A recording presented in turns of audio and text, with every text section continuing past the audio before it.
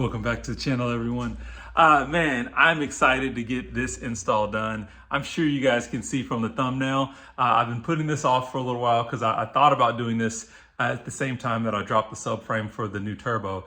But it's taken a while for the turbo to be released, and so I really want to get these new Turner Motorsports Monobearing thrust arms installed on the car. So that's what we're going to do right now. As you guys can see, the F10's already up in the air.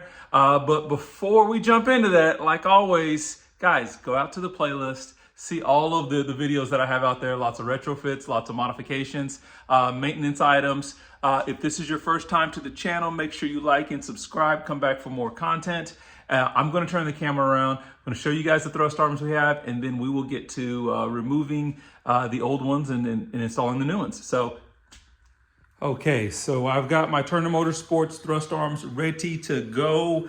Actually got a really great deal on these guys. Of course, you can pick these up, I think, off, I don't think they're available on FCP Euro, but there are quite a few different websites that are out there that actually that carry these arms. I got these from another gentleman. He actually installed this set. Only had him on his car for about a week, and his wife didn't really like the sportiness of the suspension. So he removed them, sold them to me. I got a good deal on them. So we are going to get these bad boys installed. I'm really excited about this. Been thinking about doing this for a while, as well as a shout out to my boy Dan over at Beamer Haas Performance. He's been telling me, man, you got to get these installed. So that's what we're going to do now. So I've already got the front cover removed. Sorry, this doesn't want to focus here. As you guys can see, I've got my engine shield over there. That's if you haven't noticed that, check out one of my other videos. That is basically a metal skid plate that I built for the F10. But we are going to climb underneath real quick. Let me see here. Okay, guys. So I just want to point out a couple things here on this install. So it's much easier if, of course, we're going to have to take this wheel and tire combo off so that we actually can get access to this bolt right here. So I'm going to pop that off here in a minute. As you guys see, I've already started loosening this up. It's actually pretty loose. For that, you need an e-torque socket, and I will tell you what that is here in just a minute when I grab that socket. I believe this nut here is a 15/16. So that's what you'll need to break that loose, but you also are going to need a basically I can't remember what it's called right now, but a star pattern little can't think what it's called. What are these? A T40 maybe.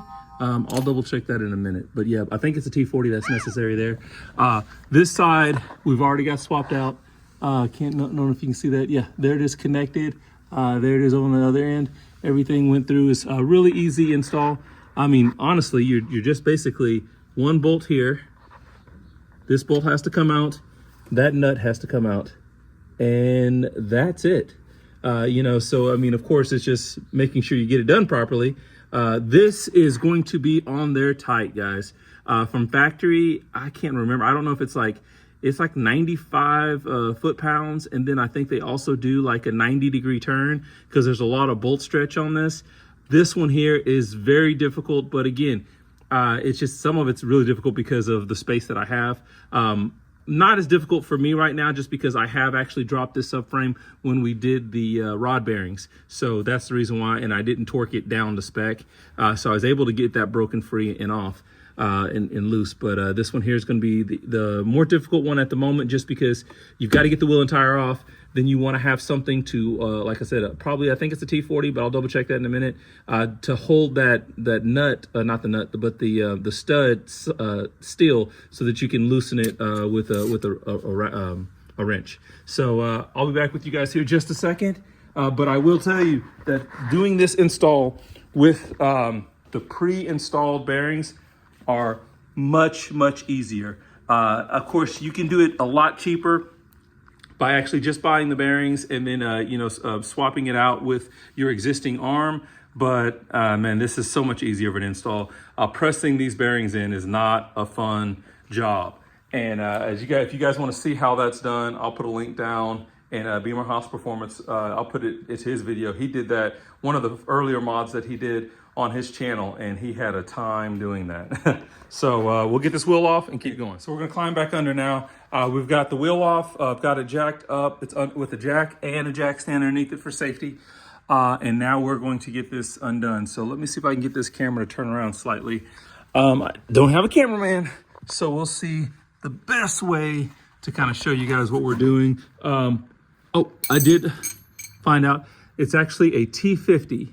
Not sure if that's going to show up there. It won't. T50 is what we're going to need for this that stud there to keep that solid.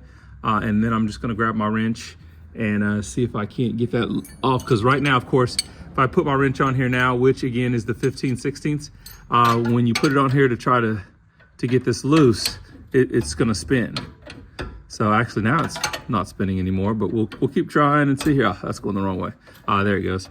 So you see how here you probably can't see, but the whole stud is spinning, and we're trying to avoid that. So let's see if I can get this done. Sorry guys, this might not be the best angle, but I cannot find my tripod, or actually I don't have a tripod that's actually small. I found one tripod, but it's not small enough to get underneath here and get in a viewing angle that you guys would be able to see. So we're gonna give this a shot here. Actually, hopefully I'm not blocking you guys too much, but this is just kind of what we're doing here. Just, and I didn't go the wrong way. There we go. So again, just want to try to keep that stud still as we're loosening this up.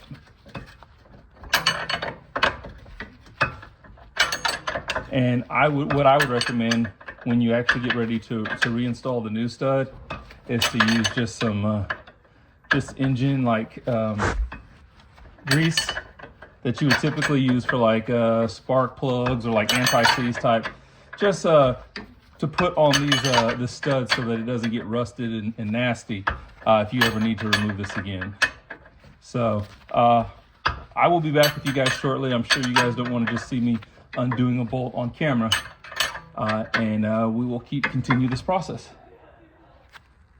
Okay, so this is of course the side-by-side of the two units that we have. The old unit that just came out is actually in pretty good shape. The reason why this one is actually in pretty good shape is if you guys remember when I purchased this car, purchased it from Copart, it had damage on the driver's side wheel area. Actually, this was completely damaged, so I had to purchase a new one. This one here has been on the car for about 40,000 miles. If you look at the bushing that's here, it's in pretty decent shape. I mean, I can start to see a little bit of just kind of dry rot, but there's no cracking or anything like that. If you look at this bushing, or this control arm, I'll pull over to this side.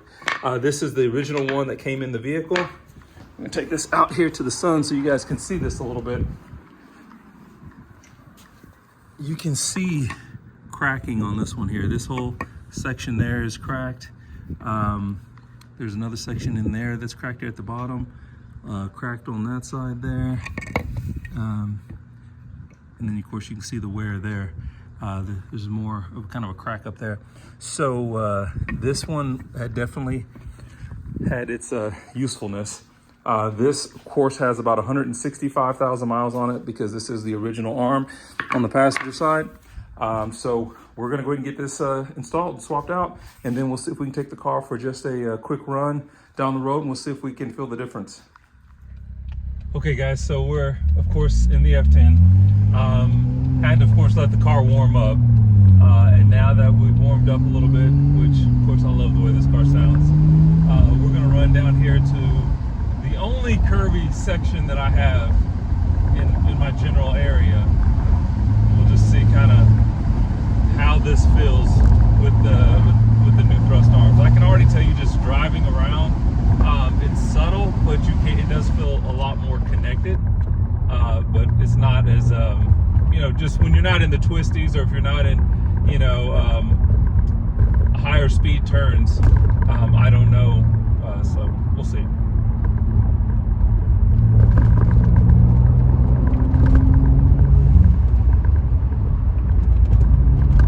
Oh yeah, that's completely different. So I will tell you, and now the only thing that I will say, I just did that with traction control completely disabled, and there for a second I almost had the rear end slide out a little bit.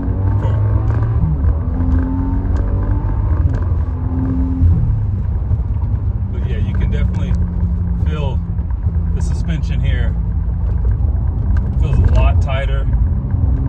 That front end is just planted, and it's a lot more predictable. So definitely worth the upgrade here. Definitely like that. So we're gonna get turned around, get headed back to the house. If this is your first time to the channel, make sure you like and subscribe, guys. I want to keep bringing this content to you.